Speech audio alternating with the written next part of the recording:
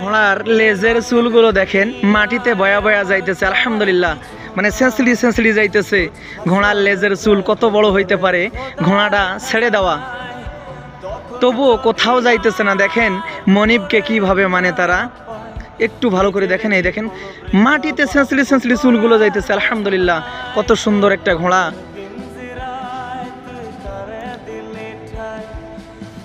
যদি পশু পাখি আপনাদের ভালো লাগে তাহলে আমরা আসেন সকলেই পশু পাখির যত্ন নেব ইনশাআল্লাহ, তাদেরকে ভালোবাসবো। দেখেন খাবার খাইতেছে, আলহামদুলিল্লাহ।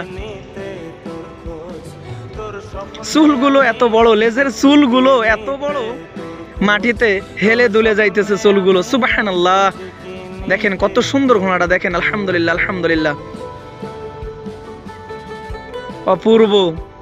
আসেন সকল জীবের প্রতি দয়া দেখাই।